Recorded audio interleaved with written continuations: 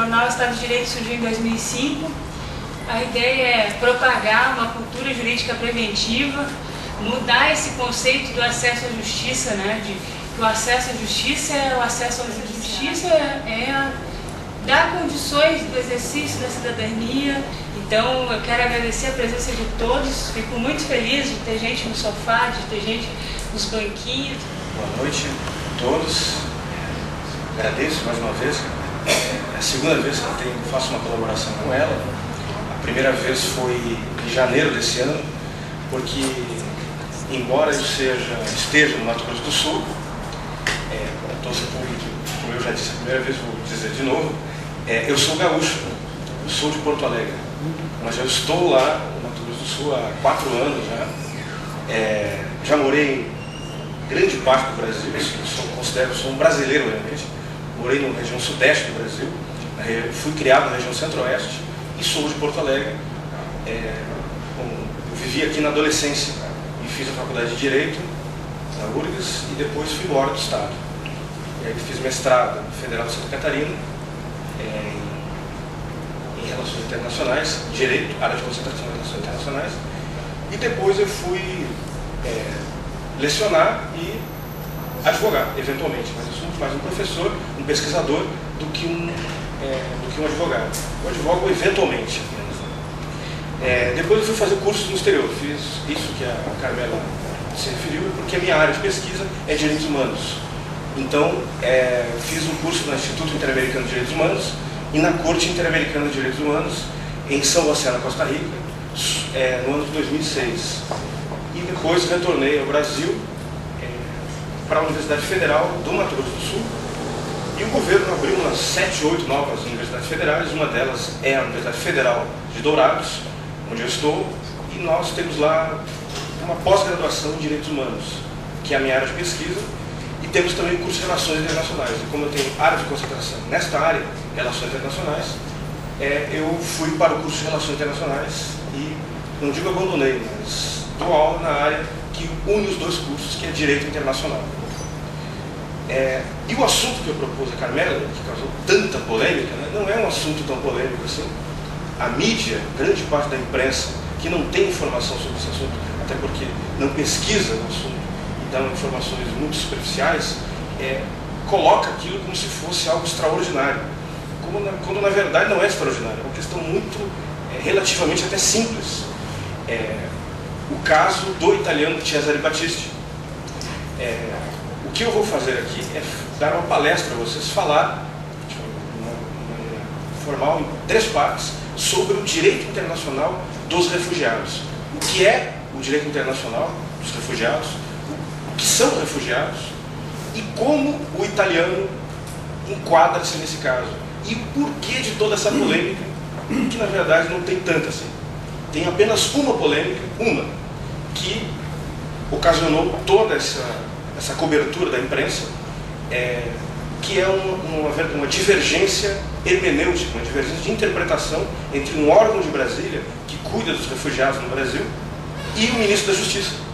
Uma divergência técnica entre eles, e que quem vai solucionar é o Supremo Tribunal Federal. Essa é a questão. Eu diria, porque pesquiso esse assunto há pelo menos mais de 3 anos, que não é tão difícil assim, mas a imprensa sensacionalista gosta de aumentar as coisas, né? Então, em função disso que ocasionou todo esse problema, né? Toda essa cobertura. Então eu vou falar para vocês em 3 partes. Primeiro eu vou falar para vocês o histórico do direito internacional dos refugiados. A segunda parte, eu vou falar sobre o ordenamento jurídico brasileiro, como o Brasil incorporou tratados internacionais sobre este assunto. E a última parte, vou falar sobre o caso Cesare Battisti. Então, em 3 partes, ok? Então vamos começar, obviamente, do início. O direito internacional dos refugiados, que é conhecido pela doutrina anglo-saxônica como os regimes internacionais de refugiados. O que é este assunto? Uma das primeiras coisas que devemos marcar é que refúgio, ou refugiado, não é exatamente igual, do ponto de vista jurídico, no Instituto Jurídico, a asilo político. que o ministro da Justiça concedeu ao italiano Cesare Battisti foi refúgio e não asilo político. Isso tem que ficar bem claro. O asilo político, ele é um instituto interno dos Estados, de direito interno. É um instituto jurídico nascido pelo menos desde o período grego e romano. Existe o asilo político, que era, na verdade, para um soberano não entrar em guerra com o outro, afrontar a soberania de um outro líder de Estado. Outro Estado-nação, ou reino na época, concedia essa proteção diplomática a esta pessoa, que era chamado o nome asilo, apenas, né? No período medieval, ficou mais claro. Asilado era aquele que recebia proteção religiosa da Igreja Católica Apostólica Romana, porque naquele local sagrado, não se podia guerrear. Então, no período medieval, no período europeu, era muito forte os períodos de guerra. Então, era local sagrado, não se podia guerrear. Então, os conventos, mosteiros, que concediam asilo para pessoas que fugiam dos conflitos armados.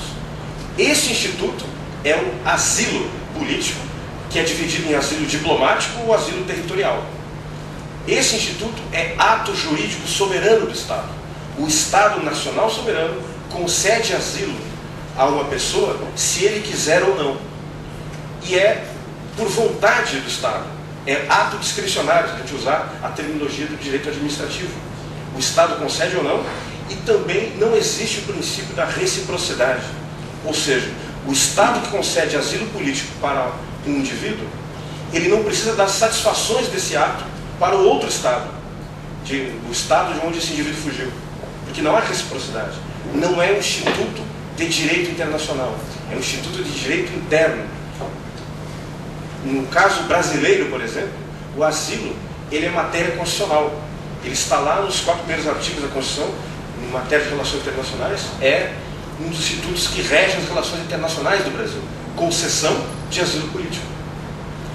O asilo é feito no Brasil por um decreto presidencial, ato do Poder Executivo, portanto, e ele não precisa, como eu já disse, dar satisfações a ninguém disso. É conveniência e oportunidade do Estado em conceder asilo político a alguém. É o que aconteceu, por exemplo, com o ex-presidente do Paraguai, Alfredo Stroessner, que recebeu asilo político do governo brasileiro. O ex-presidente, que até depois não aceitou e foi para a Europa, porque obviamente não fala espanhol, né? O ex-líder do Equador, que também recebeu asilo político do Brasil, quando o Equador entrou quase em colapso, o líder do Equador veio ao Brasil e recebeu asilo político aqui. Então é ato discricionário do Estado. Esse instituto, asilo, ele é muito forte na América Latina, doutrinariamente. Do ponto de vista do direito internacional, ele foi regulado pela Convenção de Direito Penal Internacional no século XIX, 1899 ou 1889. Não sei exatamente a data, se é 1889 ou 1899. Aquela convenção para a América Latina foi a primeira de Montevideo, é a que regulou o asilo. No século XX, a convenção chamada Convenção de Caracas, 1954, e a jurisprudência da Corte Internacional de Justiça regulou todos os princípios, todas as regras do asilo político. Ou seja, é um instituto para conceder a um indivíduo, a ele e a sua família, por razões de conveniência e oportunidade do Estado. Normalmente dado para ex-líderes políticos, porque ele perdeu o poder, houve uma revolução no seu Estado. Por exemplo, há um gaúcho, Leonel Brizola, que recebeu asilo político do Uruguai, quando começou o regime militar no Brasil em 1964, assim como o ex-presidente João Goulart. Eles receberam asilo político e não refúgio. Okay? Só que, do ponto de vista assim, funcional, o asilo político e o refúgio, o objetivo é o mesmo. O objetivo é a proteção da pessoa humana.